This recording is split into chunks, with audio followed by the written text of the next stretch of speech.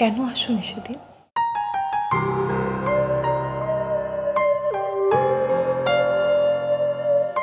তোমাকে যে সারা জীবনের জন্য হারিয়ে ফেলবো সেটা বুঝিনি।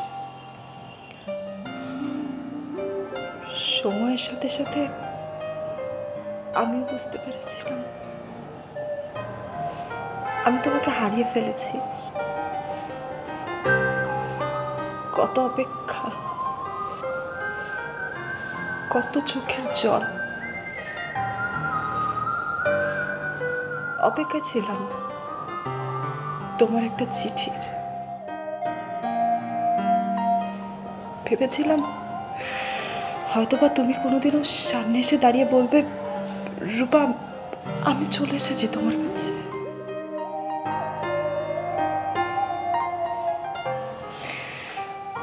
আমার চোখ দুটো ক্লান্ত হয়ে গিয়েছিল তোমাকে দেখার জন্য।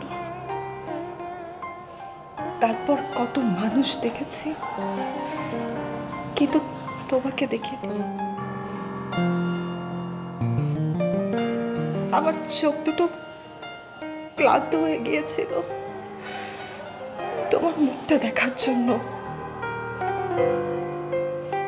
ভাগ্যের কি নির্মম পরিহাস দেখো,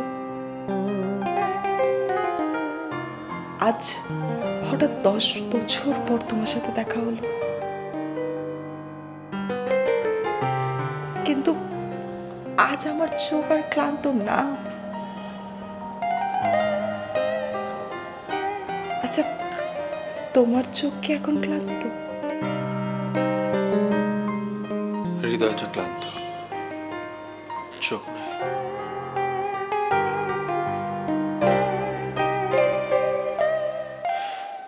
বুকের শহরের অলিগলিতে যে রঙিন দোকানগুলো ছিল সেগুলো আজ বিবর্ণ, মরচে পড়েছে সময়ের স্রোতে। কিন্তু অবয়বটা এখনো আছে। 10 বছর পর যে তোমার সঙ্গে এভাবে দেখা হবে সেটা আমি ভাবিনি। শুধু নিখোঁজ সংবাদের সাইনবোর্ডটাকে বিশ্বাস করতে হয়েছে। একটা কথা কি জানো, মানুষ আশায় বেঁচে থাকে।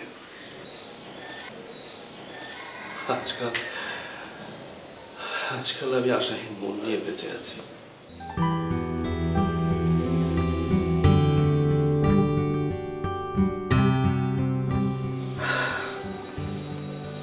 যাই হোক, সত্যি করে বলো তো একটা কথা, সেদিন আসলে কি হয়েছিল? কেন তুমি এভাবে কোনো কিছু না জানিয়ে চলে গেলে? বাবার হঠাৎ করে ট্রান্সফার হয়ে যায়, পরের দিন সকালে রাঙামাটিতে জয়েনিং। আমি কলেজ থেকে এসে দেখি বাসার সবকিছু গোছানো শেষ, সবাই আমার জন্য অপেক্ষা করছে, আমি আসলেই রওনা দেবে। এমন পরিস্থিতিতে আমি বুঝতে পারিনি আমি কি করব, তোমার সাথে কিভাবে দেখা করব। তাই আমি নীলার কাছে একটা চিঠি দিয়ে যাই। চিঠিতে আমার নতুন বাসার অ্যাড্রেস, ফোন নাম্বার সব কিছু দিয়ে গিয়েছিলাম। তুমি নীলাকে চিঠি দিয়ে গিয়েছিলে? কই, নীলা তো আমাকে কিছু বলেনি। আমি ওকে জিজ্ঞেস করেছিলাম, ও বললো তোমার বাবার ট্রান্সফার হয়ে গেছে। আমি অনেকবার জানতে চেয়েছি তোমার কথা, কিন্তু তোমরা ট্রান্সফার হয়ে গেছে শুধু এতটুকুই জানে, ও আমাকে কোনো চিঠি দেয়নি। নীলা নীলা তোমাকে কোনো চিঠি দেয়নি?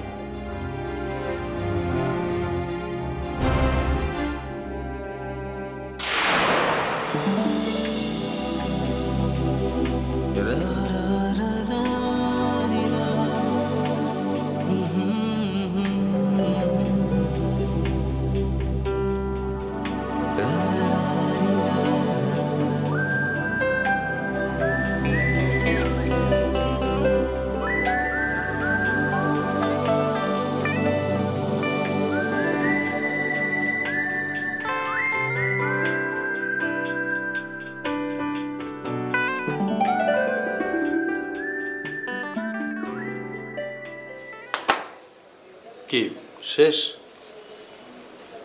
হ্যাঁ হ্যাঁ। দাও বলো। সুবর্ণ মধ্যক হলো কি বলো? পারো না? জানতাম তোমার মতো ফাঁকিবাজে মানে আমি আর দুটা দেখিনি। অনেক স্টুডেন্ট পড়ে, সবচেয়ে সর্বশ্রেষ্ঠ গুড বেটার ফার্স্ট ক্লাস ফাঁকিবাজ তুমি। এটা পড়া রইল, ভালো মতো পড়ে কালকে আমাকে পড়াটা দিবা। ওকে? প্রতিদিন ঠিক আছে বলো, কিন্তু পড়া কিন্তু তুমি দাও না। আমি কিন্তু তোমার আব্বু আমার কাছে বিচার দিয়ে যাবো। না না স্যার, আমি 10টা না, 15টা ওকে ওকে ওকে ঠিক আছে, এখন আর মুখস্থ করতে হবে না। পড়া দিয়ে গেলাম, মুখস্থ করবা।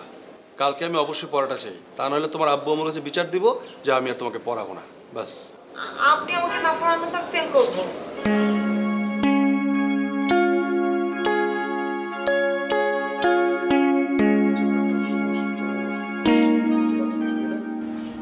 স্যার কি? একটা কথা বলি। বলো। আমার না পড়ালেখা করতে ভালো লাগে না।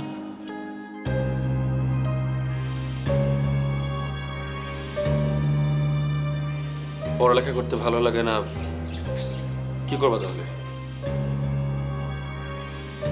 ঠিক আছে, ভালো যেহেতু লাগে না, তোমার আব্বু আম্মুকে বলো পড়াশোনা বাদ দিয়ে দিবে। নাকি টিচার হিসেবে আমাকে তোমার পছন্দ না? কোনটা খুলে বলো আমাকে। স্যার মুখে বলতে আমার লজ্জা লাগে। ঠিক আছে, লিখে দাও। বাহ, আপনি তো অনেক ট্যালেন্টেড। আপনি আমার মনের কথাটা বুঝতে পেরেছেন। দাঁড়ান লিখে দিই।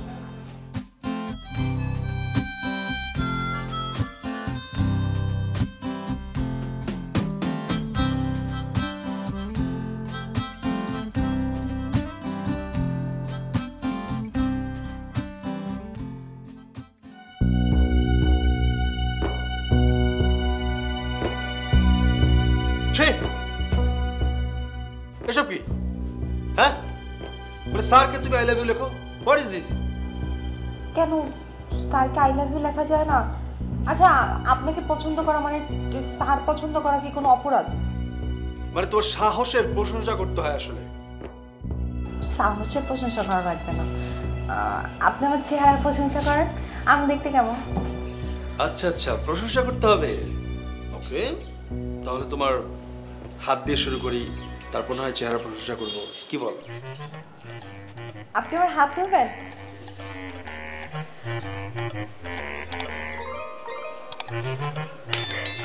I love you sir.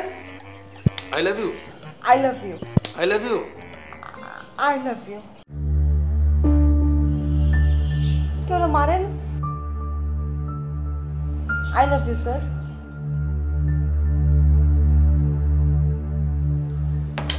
দেখো, পড়াশোনাটা তুমি ঠিক মতো করো, আর বাকি সব পরে হবে, ঠিক আছে? স্যার আপনি তো পড়ালেখা অনেক ভালো। আপনি বিয়ের পরে চাকরি করবেন, আমি আপনার জন্য রান্না করব। আমার পড়ালেখা ভালো লাগে। এই কি হচ্ছে কি সব? মানে কি, মানে আমি চাকরি করবো, তুমি রান্না বান্না করবে কেন? আমাদের বিয়ের পর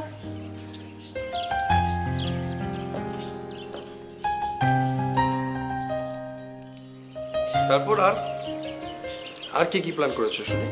স্যার আমাদের 2টা ছেলে মেয়ে হবে। মেয়েটা বড়, ছেলেটা ছোট। স্যার, আরও আছে। মানে আমি চিন্তা করেছি যে আমাদের ছেলের হাসিটা আমার মতো হবে, আর আমাদের মেয়ের চোখ দুইটা আপনার মতো হবে, সুন্দর চোখ। বাবা, নাম রাখো নি? হ্যাঁ রেখেছি তো। আমাদের মেয়ের নাম হবে আপনার নামের সাথে মিলিয়ে হিমি, আর ছেলের নাম হবে আমার নামের সাথে মিলিয়ে রূপক। বাবা, পছন্দ হচ্ছে? খুব পছন্দ হয়েছে। তোমার তো বুদ্ধির তারিফ করতে হয়, আমি তো শুধু শুধু তোমাকে গাধা বলি। তোমার মাথায় তো অনেক বুদ্ধি। হিমেল, হিমি, রূপা, রূপক, চমৎকার। শুধু এই ভালোবাসার ভূত নিলেই হবে? পড়াশোনাটা করতে আই লাভ ইউ। পড়াশোনা ঠিক মতো করো, তারপর I love you. Okay? I love you. পড়ো। I love you. I love you two.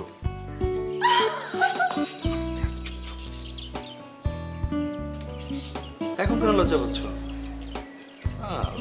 পড়ো, যদি ফেল করো তাহলে আব্বু মা আমাকে তো তাড়াবে, তারপর আই লাভ ইউ সব শেষ হয়ে যাবে। পড়ো।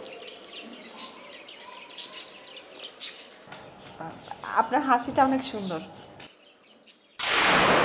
নীলা আমাকে চিঠিটা কেন দিল না? আমি নীলাকে দোষ দেব না, নিয়তি। আমার আর তোমার সম্পর্কটা নিয়তি হয়তো বা এমনটাই ছিল, তাই এমনটাই ঘটেছে। কিন্তু তোমার জানা দরকার সে সময় আমার পরিস্থিতিটা কেমন ছিল। আমি ইন্টারের পর ভার্সিটিটা শেষ করতে পারিনি। তোমার চিন্তায় চিন্তায় মানসিকভাবে অসুস্থ হয়ে পড়েছিলাম। আমাকে নিয়ে খুব দুশ্চিন্তায় পড়ে গিয়েছিল আমার বাবা মা। আমি ক্লান্ত হয়ে পড়েছিলাম।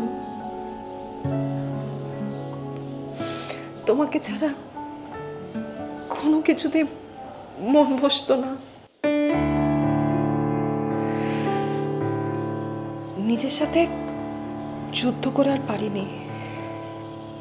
তখন তোমার আর আমার সম্পর্কের বিষয়টা মার সাথে শেয়ার করি।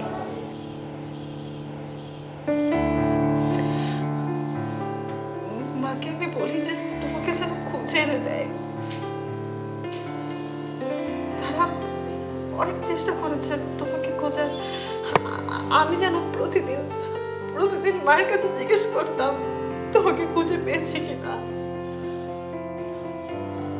কিন্তু মা বললো যে তোমাকে আর খুঁজে পাওয়া যাচ্ছে না, তুমি নাকি এলাকাতে আর নেই। কেন চলে গিয়েছিলে তুমি?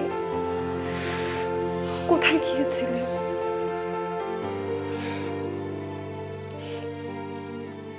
হ্যাঁ, আমিও সে এলাকা ছেড়ে চলে গিয়েছিলাম। তুমি চলে যাওয়ার পর আমার সে আলোকিত এলাকাটা অন্ধকার মনে হতো, গভীর অন্ধকার।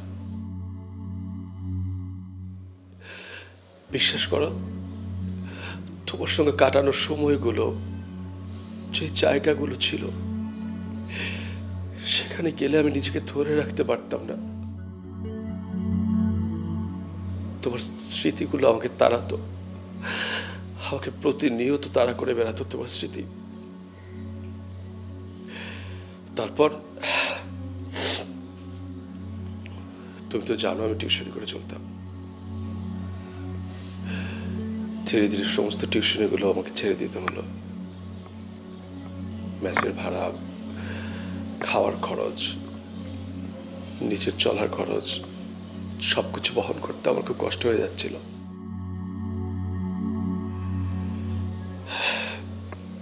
চলে গেলাম গ্রামের বাড়িতে। সেখানেই দিন কাটতে লাগলো আমার। তারপর বাবা মারা গেল। কিছুদিন পর মাও অসুস্থ হয়ে গেল। আমার কথা না হয় বাদই দিলাম, একটা মুহূর্তের জন্য আমি তোমাকে ভুলে থাকিনি।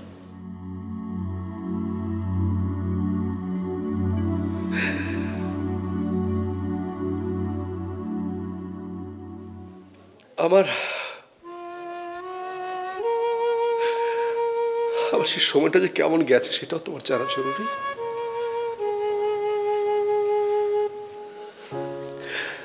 সেই সময়টার কথা মনে হলে আমি এখন আতঙ্কিত হয়ে উঠি।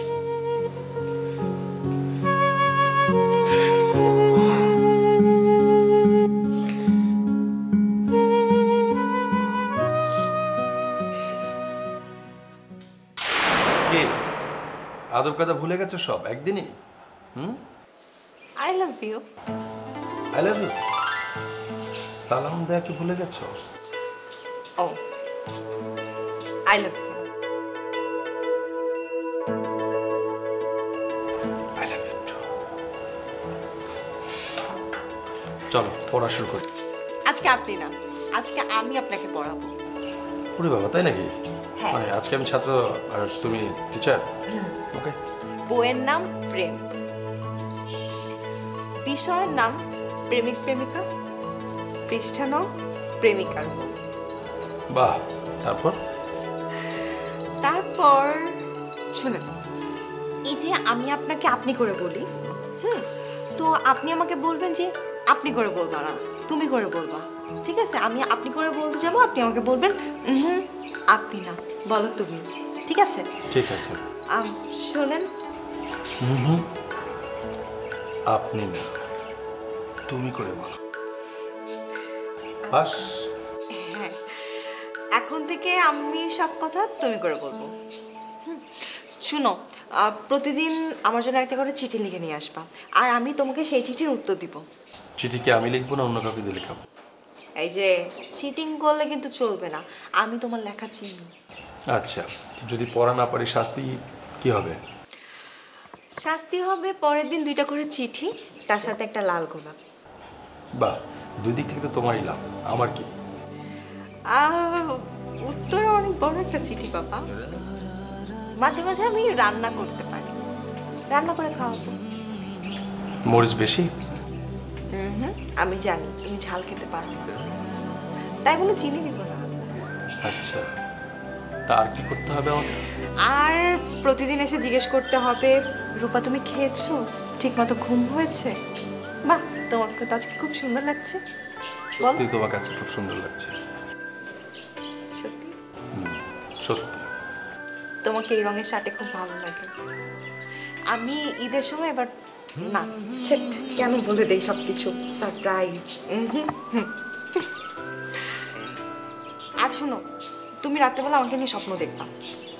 স্বপ্ন দেখে যখন ঘুম ভেঙে যাবে, তখন আমাদের বারান্দার নিচে মানে রাস্তায় এসে বারান্দার দিকে উঁকি মারবা।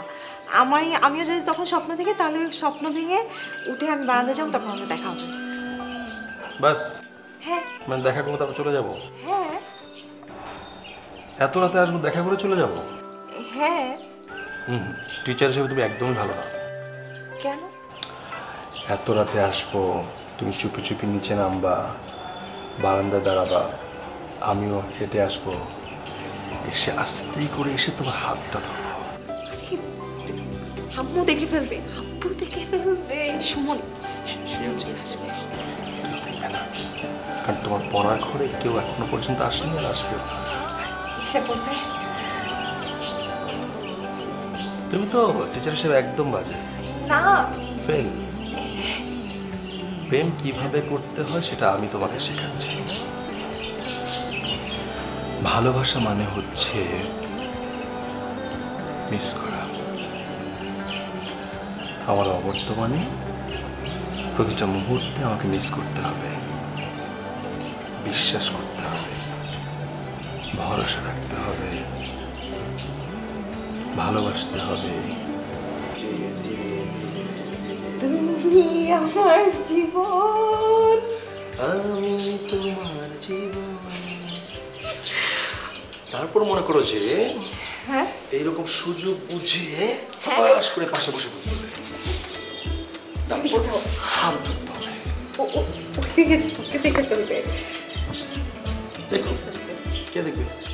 আম্মু, ওই যে আম্মু মনে হয় রান্নাঘর চলে এসেছে, যাও না প্লিজ। তুমি তো আমাকে ধরে রাখছো। আচ্ছা যাও। কোথায়? ওইখানে। এখানেই থাকি। না, আজকে ফিজিক্স পড়বো। ফিজিক্সই তো পড়াচ্ছি।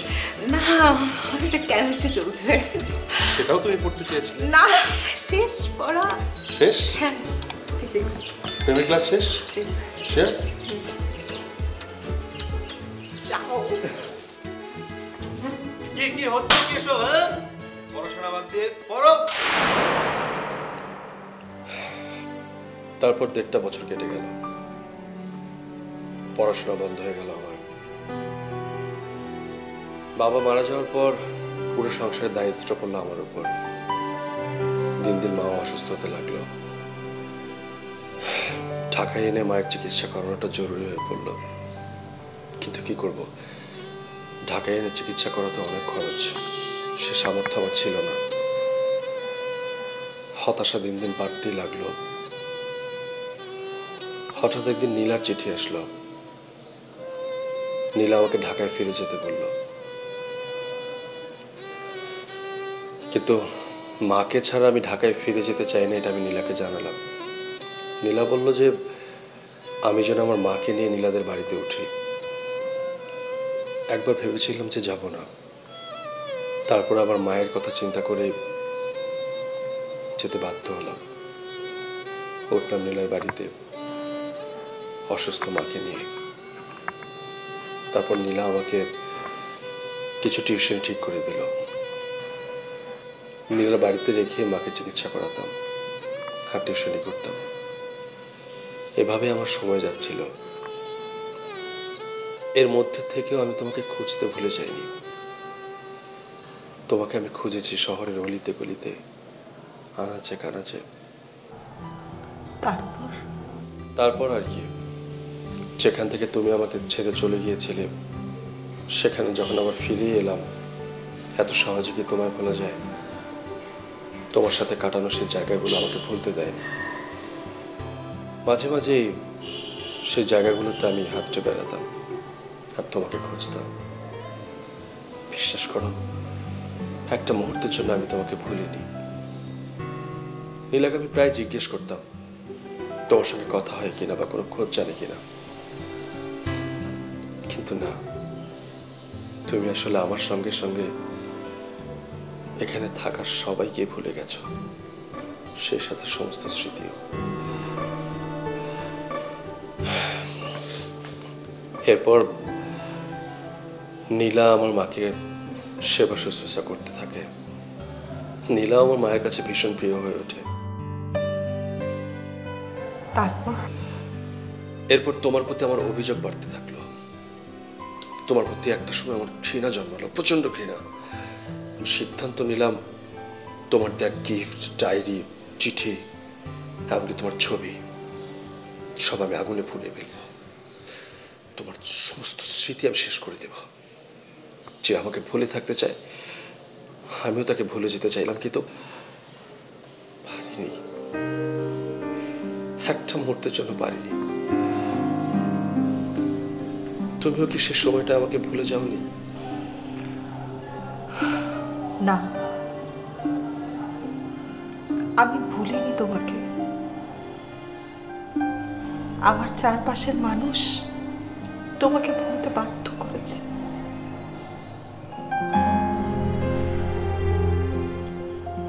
আমি পাগলের মতো অপেক্ষা করতাম তোমার জন্য।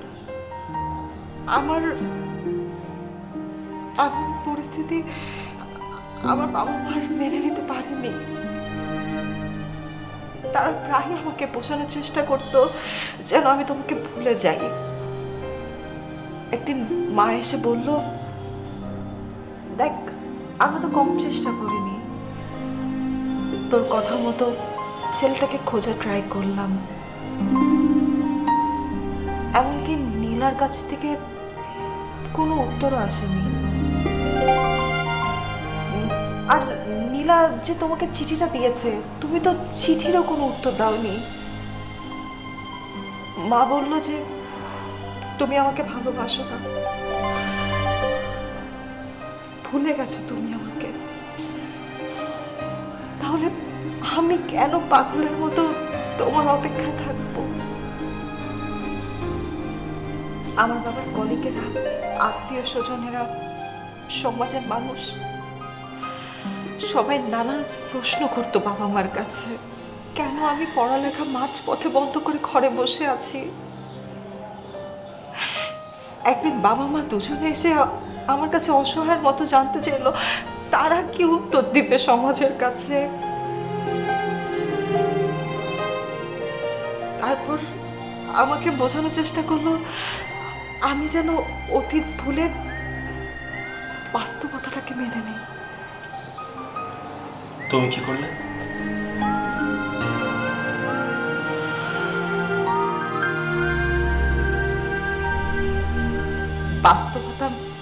মেনে নিতে শুরু করলাম।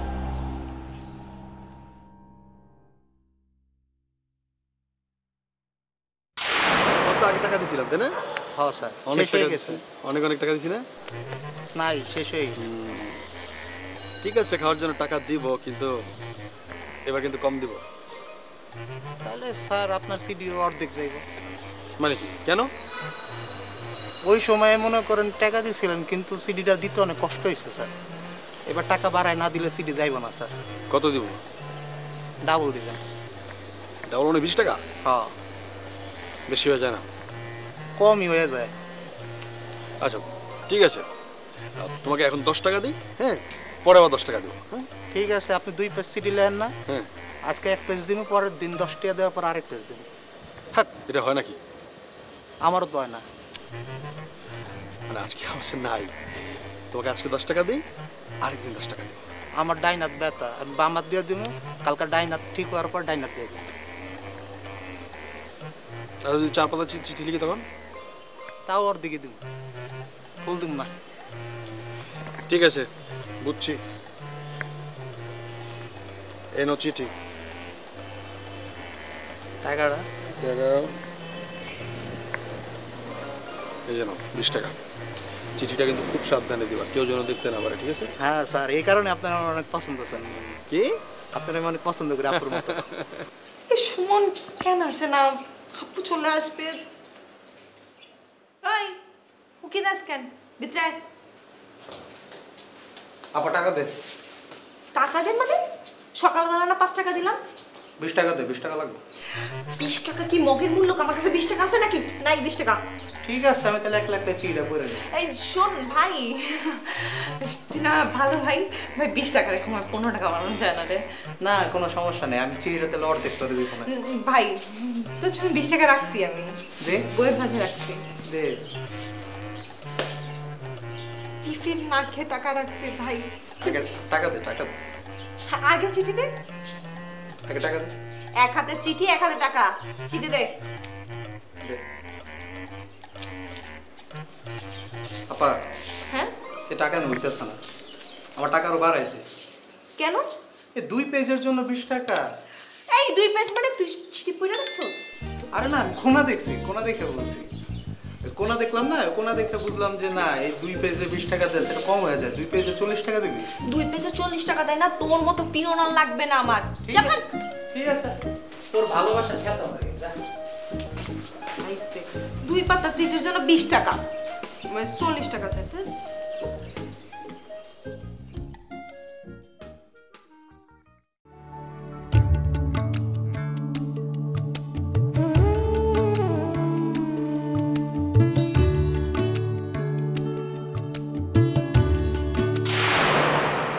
তারপর আমার বিয়ে হয়েছে।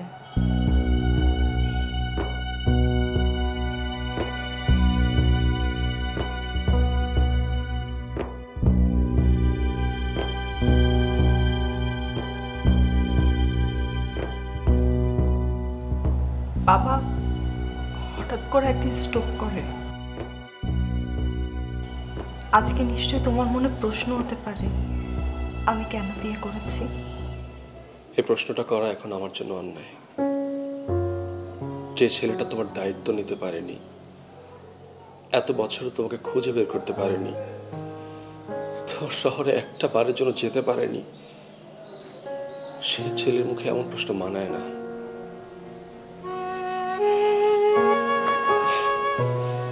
যাই হোক, তোমার হাজবেন্ড, ঘর, নিশ্চয়ই অনেক বড় ঘরে তোমার বিয়ে হয়েছে, তাই না? হাজবেন্ড কি করে তোমার?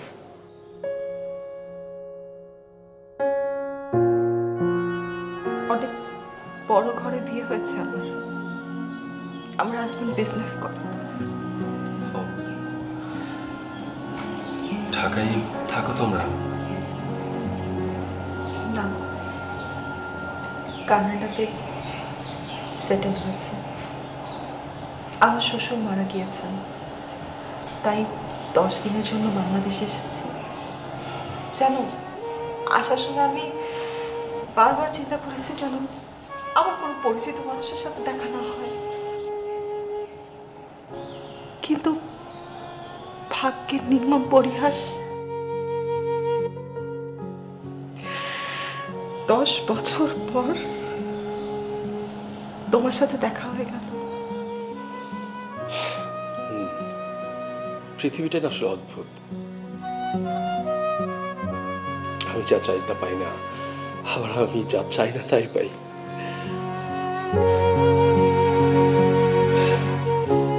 আচ্ছা, বিয়ের দিন কি আমাকে মনে পড়েনি তোমার? কবুল বলার আগ পর্যন্ত তোমার জন্য অপেক্ষা করেছি, ভেবেছিলাম তুমি আসবে, কিন্তু আসোনি তুমি।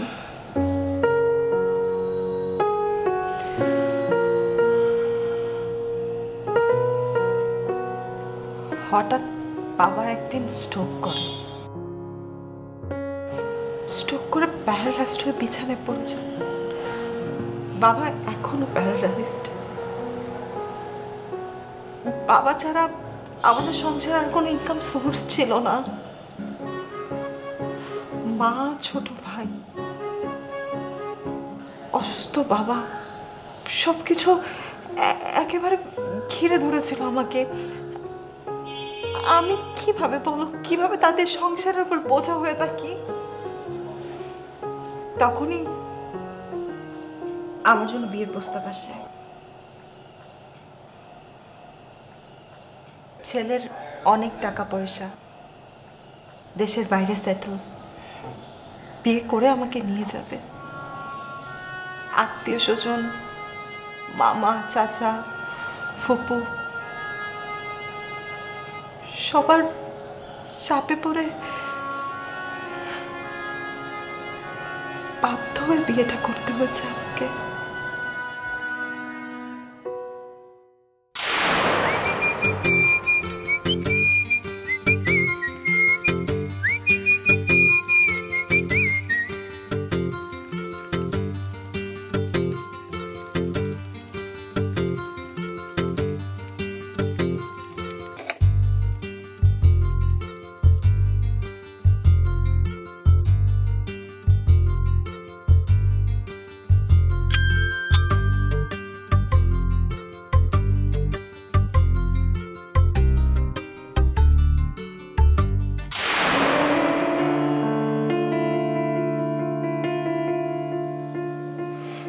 ভালো আছো তো না?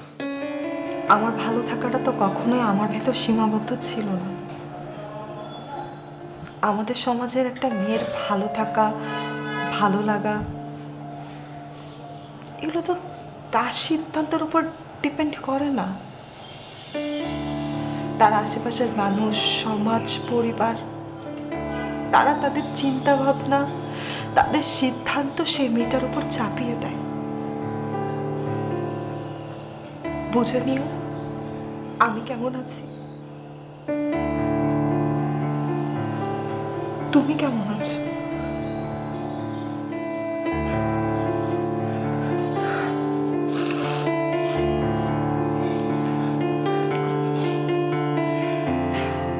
নীলার কোনো খবর জানো? ও কেমন আছে?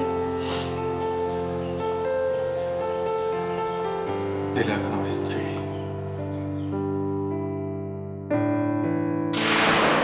শোনো, আমার ভাইকে ঘুষখোর বানিয়েছো তুমি। সবসময় চিঠির সাথে কেন টাকা দাও ওকে? টাকাটাকে বড় করে দেখছো, আমার ভালোবাসাটাকে বড় করে দেখছো না? আমি ওকে আদর করে টাকাটা দিই যাতে কিছু কিনে খায়। আমার তো একটাই মাত্র শালা বাবু নাকি? শুধু শালাকে আদর করবা, বউকে? তো রেডি। এই যে এখন না। শোনো, আমার অনেক বান্ধবী আছে যারা কিনা তোমার কাছে পড়তে চায়। তুমি কিন্তু খবরদার কাউকে পড়াবে না। পড়াবো না? না। এটা কেমন কথা? আমি যে শিক্ষক মানুষ, আমার তো দায়িত্ব হচ্ছে সবাইকে শিক্ষাদান করার, তাই না? তুমি আমাকে কথা দাও, আমার মাথা ছুঁয়ে বলো যে তুমি কাউকে পড়াবে না। বলো। এটা কেমন কথা হলো? ঠিক হলো? আচ্ছা ঠিক আছে, আমি কাউকে পড়াবো না, শুধু নীলাকে পড়াবো। আচ্ছা নীলা মেয়ে না? আমি বলেছি না কোনো মেয়েকে পড়াবে না তুমি। না রে, নীলা অনেক রিকোয়েস্ট করতেছে তো ভাবলাম ওকে পড়াই। নীলাকে পড়াবে না তুমি। আচ্ছা বাদ, পড়াবো না, শুধু স্বর্ণাকে।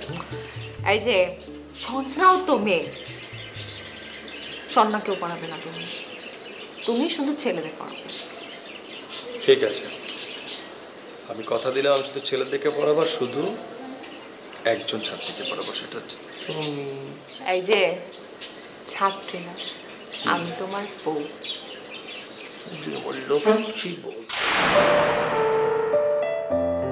মা যখন খুব অসুস্থ ছিল, নীলাই মায়ের দেখাশোনা করতো, খাওয়া দাওয়া, মাকে বাইরে হাঁটতে নিয়ে যাওয়া, ডাক্তারের কাছে নিয়ে যাওয়া, ঔষধ খাওয়ানো, সবকিছু নীলাই করত। একজন মায়ের কাছে তার পুত্রবধূ যেমন, নীলা ঠিক তেমনই হয়ে ওঠে মায়ের কাছে, ভীষণ প্রিয় হয়ে ওঠে।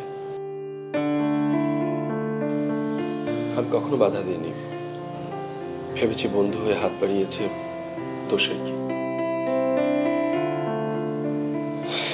এভাবেই চলে যাচ্ছিল আমার দিন। তার কিছুদিন পরে মা মারা যায়। মা মারা যাওয়ার সময় আমাকে রিকোয়েস্ট করে গিয়েছিল আমি যেন নীলাকে বিয়ে করি। নীলা খুব ভালো মেয়ে, সাংসারিক মেয়ে, আমাকে নাকি খুব ভালোবাসে, আমাকে দেখে শুনে রাখবে। কেন বলবে না বলো? আমার বিপদের দিনে আমি যখন কাউকে পাশে পাইনি, নীলাই তো সাহায্যের হাত বাড়িয়ে দিয়েছিল আমার প্রতি। তাই মায়ের আস্থা সম্পূর্ণটাই ছিল নীলার প্রতি।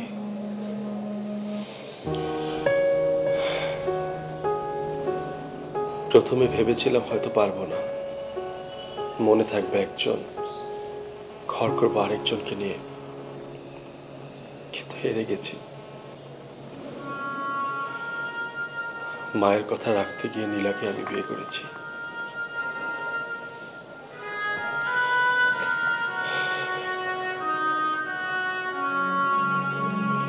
আর কিছু করার ছিল না আমার।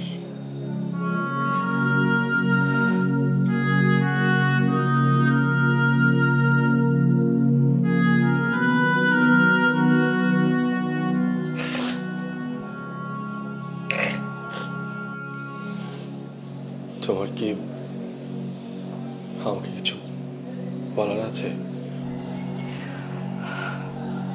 নীলাকে বুঝতে দিও না সে তুমি সত্যিটা জানো। নীলার সাথে ভালো থেকো, সুখে থেকো। হয়তোবা আমাদের সম্পর্কটার পরিণতি এমনটাই হওয়ার কথা ছিল। এতে যেন নীলার ওপর খুব হিংসা হচ্ছে। আমি তো পারিনি আমার ভালোবাসাটাকে জয় করে নিতে। কিন্তু নীলা নীলা পেরেছে তোমাকে জয় করতে। অনেক ভাগ্য নিয়ে এসেছিল মেয়েটা। কিন্তু নীলা যা করেছে সেটা অন্যায়। ভুলে যাও না, আমি তোমার কাছে একটা জিনিস চাই। বলো। আমাকে কথা দাও, কথা দাও যে তুমি নীলাকে কখনো বুঝতে দেবে না সত্যিটা। তুমি নীলাকে নিয়ে ভালো থাকবে। কি হলো, কথা দাও।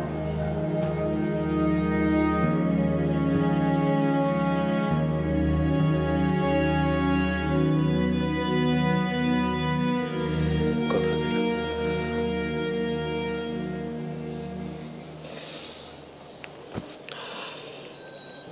কিন্তু নীলা যেটা করেছে সেটা অন্যায়। না, অন্যায়। অন্যায় না। কেন, তুমি জানো না যে ভালোবাসা আর যুদ্ধতে অন্যায় বলে কোনো শব্দ নেই? যে জয়ী হবে তারই সব।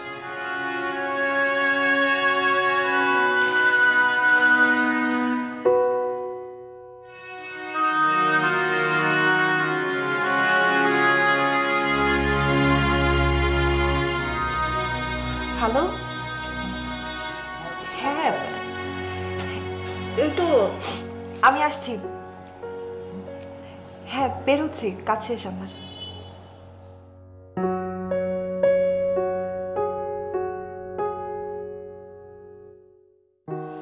সময় শেষ,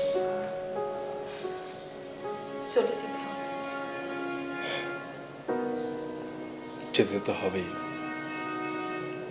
তুমিই তো যাও, আমি তো কখনো যাই না তোমাকে ছেড়ে। আজও তোমাকেই যেতে হবে। ভালো থেকো।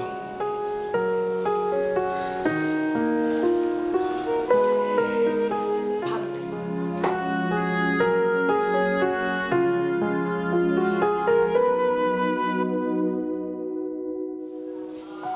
আমার দেওয়া ডায়েরি, চিঠি আর তোমার বইয়ের ভাঁজে রাখা আমার ছবি সব পুড়িয়ে